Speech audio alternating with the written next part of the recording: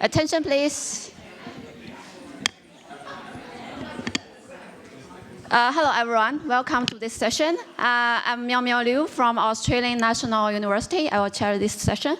So before we start the session, I think I will first remind everybody to silence the phone during the session, and please leave the room after we finish this session. So today we are going to have Professor Karen Vesper from University of Melbourne to introduce the diversity, how to improve the diversity in computer science education in Australia. And Karen will run the workshop. Karen is an expert in bioinformatics and health informatics. So let me hand to Karen to run and start the workshop. Thanks. Thank you.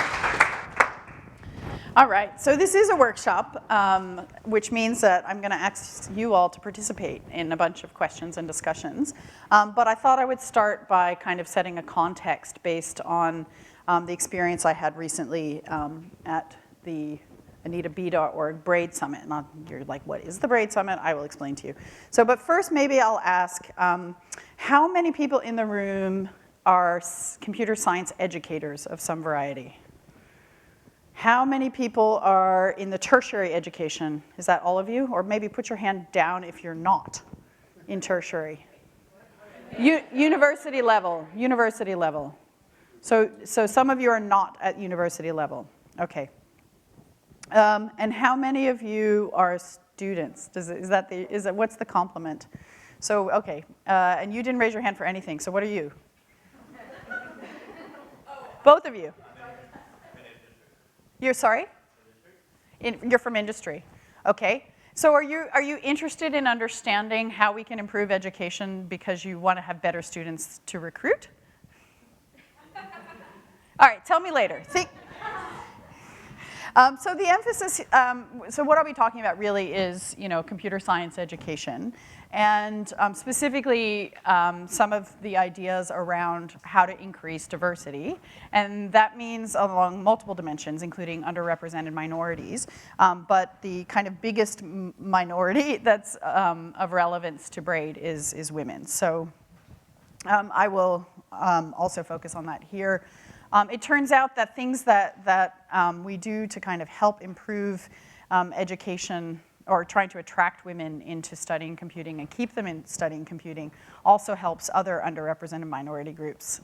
So this is a good thing for everyone, and the boys, actually, the young male students also benefit from this. So this is a good thing. Okay, so what is BRAID?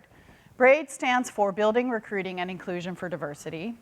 It's a program that has a couple of objectives. So the program is focused on implementing changes in computer science departments at the university level, at tertiary level, to increase the percentage of women and underrepresented minorities in computing. So the key objective is to increase the diversity of the cohort of students that we are training in our education. And another aspect of the program is to identify best practices for attracting women and students of color into computer science through research and analysis. And so research, you will see, is a key component of the BRAID program. I'll tell you a bit more about that. This program was founded by Maria Klawe, who's the president of Harvey Mudd College. Most of you have probably heard of Maria if you're interested in the issue of women in computing at the undergraduate level, because Maria has had phenomenal success in changing the diversity of her own student body. And that started when she was at University of British Columbia and continued when she moved to Harvey Mudd. And she noticed that there were a few universities around the United States or in Canada, sorry, UBC's in Canada, that were having a distinct difference, right? They were having a lot of success in kind of increasing the diversity of their computer science cohort. And so she thought, how can we learn from those institutions? She identified those institutions when she started the BRAID program as beacon institutions. And so essentially the BRAID program was started off so that other organizations, other universities could learn from those universities. And hence the focus on best practices and trying to implement change. Okay, so what are the key components of BRAID? Computer science department chairs, and I'll elaborate on that in a moment. Research data, as I said, trying to collect data on what's working, and of course partners and funders. And that's where industry comes in very strongly, because the pipeline of students that we produce at the university, of course we hope that they get jobs at the end of it. And so also engaging with the partners and funders, and the funders meaning industry generally here, is very important. Okay, so there were a few schools that were identified as beacon schools. As I said, those schools that had already seen change. And the cohort at Harvey Mudd, by the way, in computer science is now around 50-50. It's sometimes a little more than 50-50 in the favor of women and sometimes a little less, but it's roughly 50-50, which is tremendous and very unusual. University of Washington has also made extensive strides in this area. UBC and Cal Polytechnic. Now, San Luis Obispo, which is what SLO stands for. So they have multiple, Caltech has multiple campuses, and that's one of them. So the thing to notice about these schools, these universities, is that they're quite different. So Harvey Mudd is kind of a boutique, very small kind of university, whereas University of Washington is massive. So UBC also, I think, very large. So, you know, even though they have very diverse characteristics, different characteristics, they were all kind of making strides. So the beacon schools were kind of selected as the model institutions. Then they, Maria actually, so every year there's a meeting of computer science department chairs. They go up into the mountains somewhere. Maria kind of was talking about this with that group of people, and she said, who wants to participate? You know, who else would like to try to make a difference in their diversity? And there were 15 computer science department chairs that raised their hand, and those became the 15 US universities that started off as the BRAID participants. They committed to trying to implement something, I'll tell you what in a minute, for 5 years. And then they have this rolling program of what they call affiliates who apply to participate 1 year. And the idea is that, you know, sort of creating a ripple effect from those initial institutions. And the University of Melbourne this year is the first overseas university to be participating as an affiliate. So I got to go to the BRAID Summit, and that's why I'm standing here today, so I can tell you all about it. And the idea is that these affiliates will learn the best practices. So one thing maybe to have in the back of your mind as I'm talking to you is that when we get to the discussion part and the workshopping part, one idea I'd like to workshop is whether we need a BRAID Australia. So yes, I agree. So one of the key aspects of BRAID, as I mentioned, is research data. So collecting and analysis of data. They have an entire team, which is now up to, I believe, 13 people, including postdocs and PhD students, led by a woman named Professor Linda Sachs, who's at UCLA. Now, these are all education researchers. So they're people who are not coming from computer science. Their background is in education, specifically higher education, and they're looking at what's happening in the BRAID program from the lens of education researchers. So what is the impact on education? What is the context, the educational context in which this is happening, to try to derive those best practices and those insights. And a lot of what they're doing is they're supporting, well, they're using data that's collected by the BRAID institutions themselves. So that's one thing they have to do. They have to collect their stats on, you know, how many women do you have? How many people of color do you have in your, you know, at each level of your teaching? But then they're also doing a whole load of qualitative studies as well. So they've been interviewing all the department chairs. They've been going around to these universities and talking to them. And I think they have something like 20 publications that have emerged already, both in the education literature and in SIGC, which is the special interest group on computer science education, where they're starting to kind of disseminate the products of that research. Okay, and then I mentioned the funders, obviously very important. They're supporting this program with money, partly because they want to also increase their diversity in the pool that they're recruiting from the universities.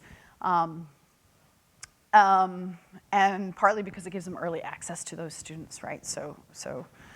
But also because they care. Like Microsoft in particular, I think, has made a very public commitment to supporting diversity initiatives in computing.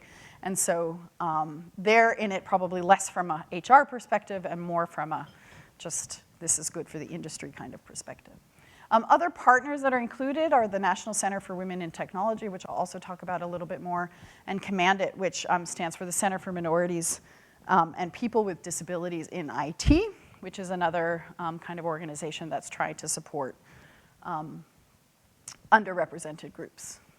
Okay, so maybe the first question we need to kind of address, and I think it's relevant for if we're going to be talking about a BRAID Australia, is why does BRAID focus on department chairs?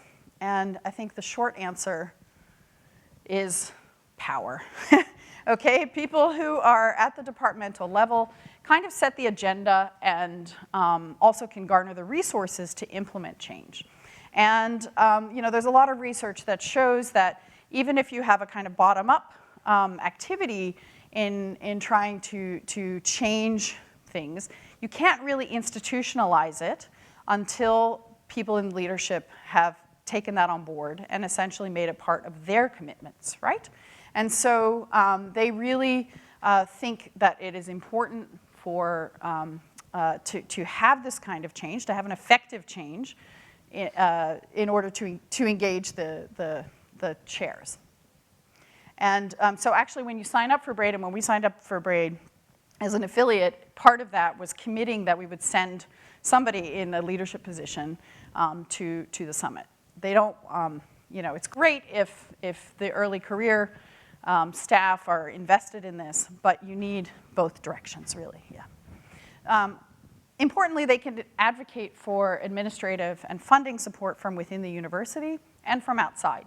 So part of the story at University of Washington has been that they're sitting right next door to Microsoft, and they can actually very actively get dollars to support initiatives that they're implementing. That sort of thing requires, a department chair level or deputy level to make that happen often. Of course, they can also make sure that the data that's needed to understand the impact of these sorts of programs is collected. And, let's be honest, they can also incentivize staff to engage in these activities. Okay. So what are the key commitments that each of these institutions has made? The first one is to modify the introductory computer science courses to make them more appealing and less intimidating to underrepresented students. Renee gave a really great talk yesterday about how we can change things and think about how we structure our delivery of new material.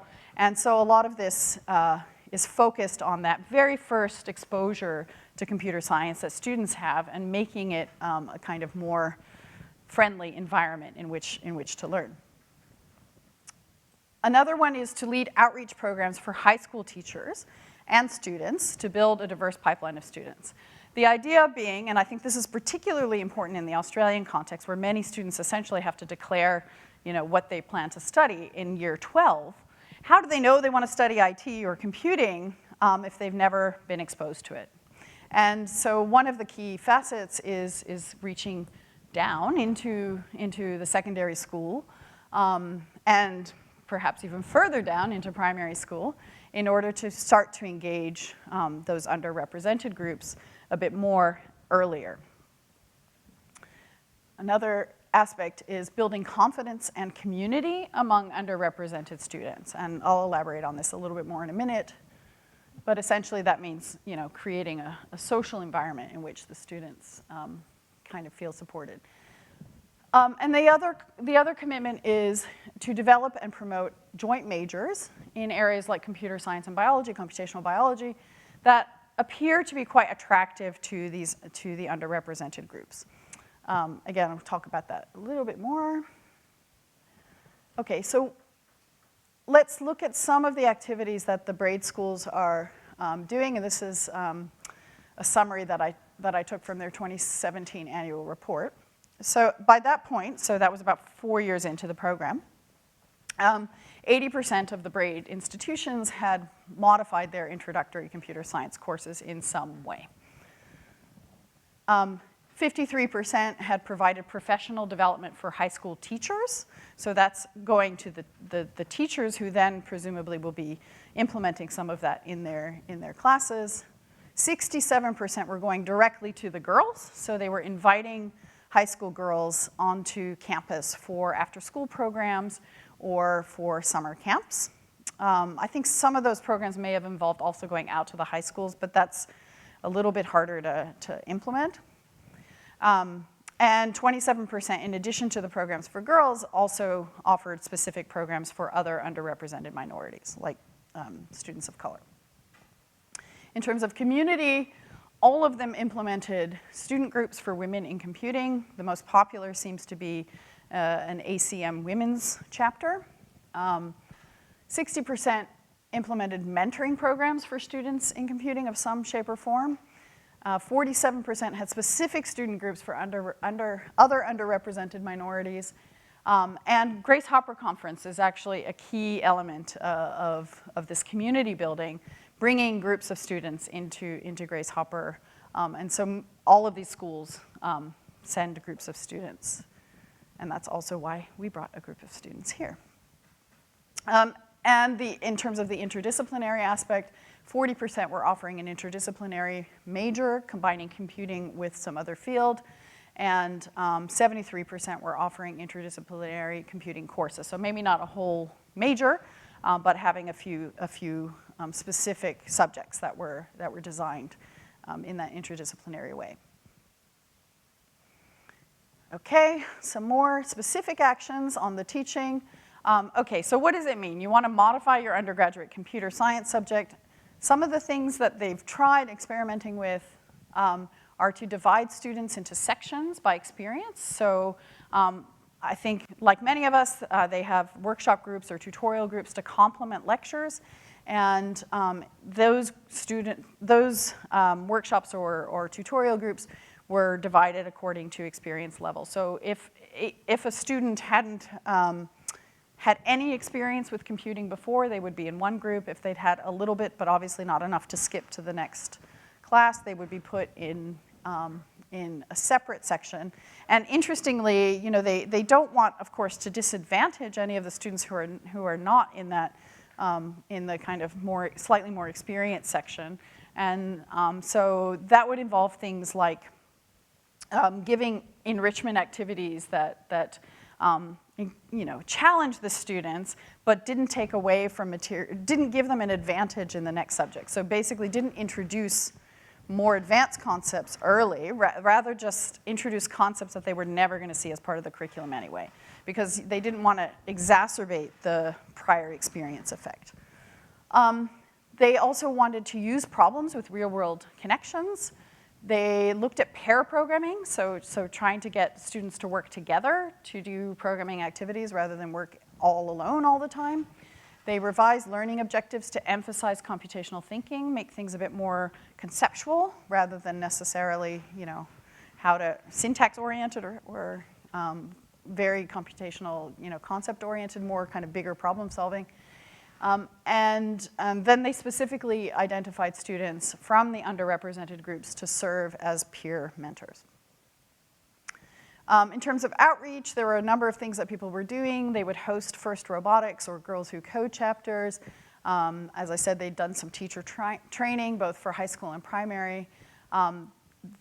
One thing that they're working on, which I think may also be relevant in Australia, is actually to work with departments of education to encourage curriculum changes in the school level in order to again, kind of give exposure to the younger students as they're considering what they might like to do later on in those camps.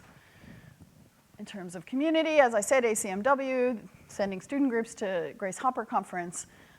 Also, career development is a component that they've been trying to implement. So things like resume writing workshops and some of the things that we've been experiencing here.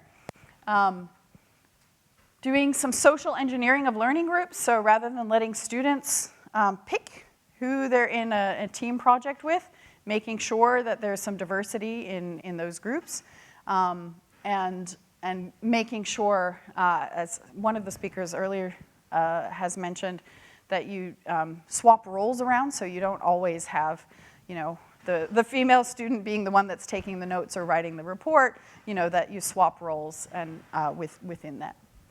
And then another thing that they've tried was doing an all-female hackathon, which I think can be quite fun. In terms of the interdisciplinary angle, having double majors, looking at data science, which is often a collaboration between mathematics or statistics or both, and computing. Computational biology is quite popular. Information systems technology, which is more about the use of information in business context and that sort of more applications of computing, I guess. And then even law, linguistics, and some other social sciences where there are opportunities to use computing to enhance or to study different aspects of that. And there's a lot of variability around what that could look like. Okay, so some of the data that's come out of this is that overall across the BRAID institutions, so this is just data from the 15 BRAID institutions, there has been increases in enrollments. How many of you are seeing increases in enrollments? All of us, right? Okay, so this is pretty much a global trend, I think. We're seeing a lot of interest in studying computing. So the number of women is increasing. Of course, the question is it increasing proportionally, right? And indeed, they are seeing increases. So particularly women, the numbers of women in the courses at the BRAID institutions is increasing faster than the numbers of men. And so there has indeed been a shift, right? So the balance, the gender balance is getting better. For underrepresented minorities, there is a difference. So again, the rate of increase for the underrepresented minorities is higher than for the standard for the rest of the population, but it's not as pronounced as for women. So it's having more of an impact on the women. And yeah, so if we look at that in overall stats, it doesn't look that huge, but the numbers have increased from about 15.3% women to in 2014, 2015 to 18.6% in 2018. So that is at least moving in the right direction. And we now have a new category which has been introduced for another underrepresented group. So that's good. Percentage of, okay, so this is focused on the computing majors. So how many students are choosing to major in computing? And anyway, you can see the stats there. So the numbers have gone up again. So for women, 9.7% to 11.3% in the kind of general female category, and specifically for underrepresented women, so that would be women of color, growing from 3.2% to 3.7%. So again, increases. Yeah. No, so these are majors. So that would be graduating students. Yeah.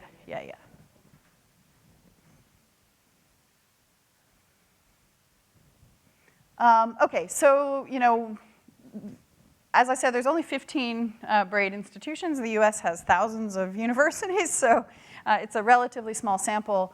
But what they wanted to get a sense of, how the institutions as overall were doing, and so this is a plot of the 15 institutions. And so all of the BRAID institutions are seeing enrollment growth faster among women than among men, and so they're all reflecting this improvement, this increase, so that's good.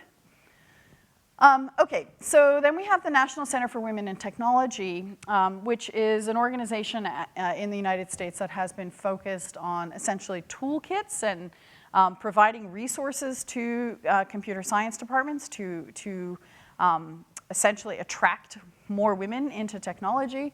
And they have similarly, they're a partner for BRAID, and they've been providing a lot of sort of guidance and those resources to support the BRAID activities. They have things, how many of you have heard of CS Unplugged? Yeah, so they have activities like CS Unplugged that they kind of package up and make it easy for people to use for things like the outreach activities. Yeah, so they have a whole number of aspects. And they've gone through and through their own research identified some of the key components of trying to recruit and retain women, specifically into computing. And they've identified very similar things to what the BRAID program has identified. Strategic recruiting, outreach, collaborative learning, building student confidence, connecting computing to students, to topics that students care about, so kind of social impact sorts of issues. Tailoring teaching to different experience levels, so that's reflected in this kind of streaming. And creating academic and social environments that foster a sense of belonging. Then the role modeling and the mentoring, all of which we've seen in those activities that the BRAID institutions are doing. Another tool that's been being used in the context of the BRAID institutions is something called csteachingtips.org, which you can go there, and in csteachingtips they have tips for departmental inclusivity, which again reflect the same kinds of ideas. So optimizing the introductory course to be welcoming regardless of previous experience. Surveying the students regularly, the research, the data, we need to understand what kind of problems or how much progress the different departments are making. Supporting new pedagogies, training faculty to respond to bias. So that's one place where a lot of the institutions, the BRAID institutions, have been making an effort. So training the teaching staff to be aware of unconscious bias, also the tutoring staff. So not just our lecturers that are standing in front of the room, but the demonstrators and the tutors that are interacting, in the small group setting, also need to be aware of this. That fostering of community, having groups that allow the students to kind of find their peer group, and showing students the breadth of computer science right from the beginning so that they understand that computing isn't just the hacker in the dark room working on crypto. Because I don't do that. I don't know about how many of you do that, but I certainly don't. Anyway, so some interesting, as I mentioned, they're doing qualitative as well as quantitative analysis through the BRAID research. And so they're surveying the students, and one of the questions was, okay, what kinds of teaching strategies are you using? And of course, everybody's doing lecturing. Oops. Everybody's doing lecturing.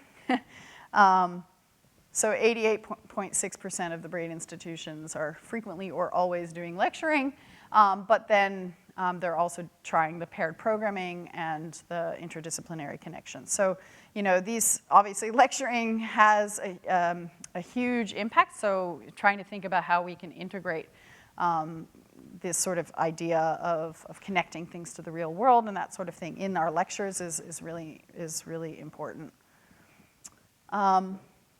This is an interesting one. I feel like I belong in computing. Well, it's not so great for any of these students, I would say. I don't think anybody really feels like they belong, which maybe tells us something about how we're presenting what computing is and the experience that we're giving students early on. But obviously for women, white women, it's quite low. Interestingly, for the underrepresented group, females, it's slightly better than for the white or Asian women. you know, this is, again, it's a relatively small sample, but I think it's interesting, informative. Okay, so 5 years, they've been working on this. There's a bunch of data. We've seen the numbers. You know, it does seem to be having impact. So what are the top 10 lessons learned? Those intro courses are critical. Teaching students how to work together helps. Helping students to see themselves as computer scientists, trying to address that issue of belonging. Thinking about the non-majors as well, and I think there's a number of different dimensions to that. So, you know, we talked about the interdisciplinary, but there's also intro to computing subjects which are available to other science majors, for instance, physics and mathematicians and biologists. And we have to be thinking about them as well because from a recruiting perspective, they are potential people we can turn. You know, so all those girls who come to university and want to study biology, because biology is, let's face it, really cool, may take a computing class and realize, oh, but actually computing is kind of cool too, and then they may decide to focus on that. Community, prioritizing efforts that help everyone feel like they belong. Are we sensing a theme here? Belong. We need to belong, be part of a community. Make it your practice to think intersectionally. So, you know, again, how do things relate, not just to other disciplines, but to the world. And taking steps to ensure that naysayers do not impede progress. And this turned out, from a cultural perspective within the computer science departments, this turned out to be a really important thing, that there's always going to be people who say, why bother? Things are fine the way they are. Why should we care? If any of you heard Kathy Foley speak earlier today, she has some really good answers to that. And also the woman, I forgot her name, from the Diversity Council, she had some really good points on that. So this is really important that we understand why we're doing this, right? And that we have a kind of articulation of why it matters. Departmental change requires leveraging the resources across campus. It's not just about computer science. It's about understanding how computer science fits in the broader context of the university, and of course, leveraging the opportunities there. And that data, measuring progress along those different dimensions is also important. And of course, change takes time. So we've only seen relatively small increments in those BRAID institutions, but it's in the right direction. And we just have to understand that, you know, this isn't going to happen overnight, especially in the context of institutional constraints. Okay, just to set a little bit of context for Australia, we've seen some of these numbers already in the last couple of days, so I won't belabor them. But at the moment, we know that we have, you know, less than a third of our ICT working population are women, and you know, if you pick that apart and look down at the technical roles, it's even less than that. So we have some work to be done, and overall, and I'm sorry I don't have the latest numbers because honestly I can't remember where I got this data from to go back and get the latest numbers.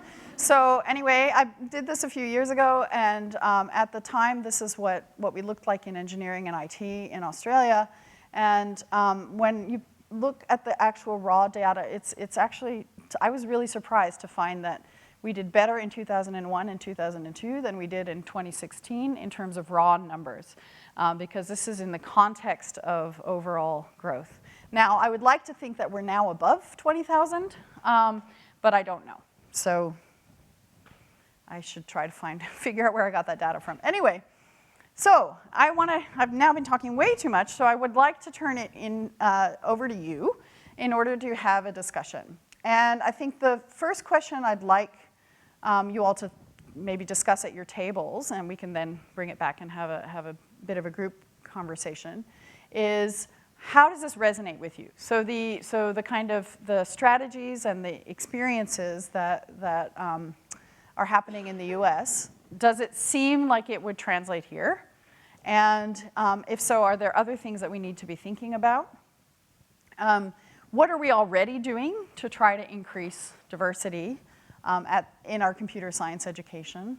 Have we observed changes? What do we see as the key barriers? So I have a bunch of other questions, which maybe I'll just run through now, because I think I think it's just good to throw it all on the table. So I I have some more targeted questions around teaching. So given that one of the key BRAID commitments is modifying the introductory computer science classes, I'd love to hear from you about what is happening in your introductory computer science subjects. And if you're a student, I'd like to hear what your experience was. If you're kind of more on the educational side of things, what do you feel like is working, what's not? How do you know? Are you actually serving your students? What are you doing? What are the pathways into and out of your introductory subjects? Because I think that really influences, who's coming in, who are we talking to, or who are we talking about when we're talking about those students, and how do we, what's their trajectory? Outreach, I think that's pretty obvious. Are we, reaching out? Are we working with the government? What are we doing in that area? And community. Are we sufficiently considering the social environment? Do we take unconscious bias? Are we highlighting our role models? Do we provide adequate mentoring? So these are a whole bunch of questions that arise from the 4 dimensions of the BRAID commitments. And I just want you all to just have some discussion, and we'll see what we learn from each other. So have fun. I'll walk around. Sorry to interrupt you all. I didn't even get to this table. That's how good all the conversations are. We only have 2 minutes left. So if in 30 seconds each table can kind of give the key insight from your discussion, I know it's going to be too hard. We'll start here, since I haven't heard from you all. We should have BRAID down under. Good, we're going to have BRAID down under. Let's make it happen. Okay, so I'm going to volunteer. If anybody, seriously, if anybody wants to do that, email me. We'll get a group going. We'll get a mailing list going, and maybe we can organize, I don't know, a retreat or something at some point. Do a BRAID Summit Australia. So email me if you want to do that, and I'll make it happen. Okay, you guys. Oh, hold on, Mike.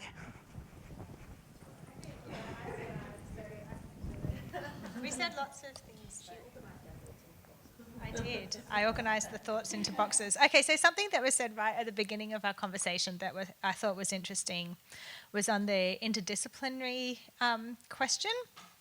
So a few people at this table said that they see joint degrees with degrees like design and business, and I can't read my notes, and a larger female cohort coming joined with those kinds of degrees than other STEM degrees. And so that I thought was really interesting. Definitely, yeah. In fact, my daughter just started uni this week, and she's doing graphic design, and she's super excited because she gets to take a web IT class. Who wants to? I guess what we talked about a lot about is like how much of these successful programs comes down to one person who's the driver, that's the person it trickles all down from. Is it because we've joined in a program that everyone's like, yeah, we're doing this, or is it one person that's the key fundamental driver in this organization that makes it all happen? Yeah, so I think that's why BRAID focuses on the department chairs, because they kind of really do feel like you need somebody who's going to invest and commit and make those commitments, right? Make the 4 BRAID commitments and then ensure that it does trickle down. You need the bottom-up support too, though. So that person needs to be able to essentially motivate and. Well, so that's why it needs to be on a path towards institutionalization. So sometimes, once you've made these changes and you've seen that it has impact, one would hope that it would then be, the mantle would be carried on because it's important to the institution as a whole. Thank you. One of the things that we thought about with the differences between Australia and the US, and yes, we all agree that we should do BRAID, definitely, but one of the differences was that in Australia we actually now have more international students than domestic students in IT courses, and that could make a real difference in both in the way that we teach, the way that we recruit, because we're actually saying, if we go out and do things that are outreach into the schools, then that's not really going to affect the people that are international students, which now are over 50% of our students. So we've got to think about that. Also, the other thing is that I know within my own university, depends on the source of the international students, but we have more female students, international students, than we have domestic students. So obviously they're bringing their own, their own cultural ideas and their own biases and so on with them, and we need to recognise that and sort of tailor for that. But I also just wanted to pass over just for one thing. As a student, female student in IT, and talking to other students, girls' perceptions of their abilities, they think you have to be a genius to do IT or be incredibly smart, and a lack of confidence. And some of them, I've tutored them, helped them a bit through courses or just a single unit, and they've realised I can do this. It's actually not, literally rocket science. And just, having a short introduction or someone to help them along in that peer support, they realise they can do it. So you don't have to be a genius. Yeah. I think we should maybe say some of the things we don't actually know what we do. It might be a bit ad hoc and we didn't think it was really systemic. Maybe that would be a nice place to be. So in the what are we already doing, I don't know. Some of us are doing different things. In my own unit that I teach, which is pretty big but fairly small proportion of female students, I try and make sure I have female and male tutors, so I've gone for that sort of balance with me and 2 female tutors, 3 male tutors.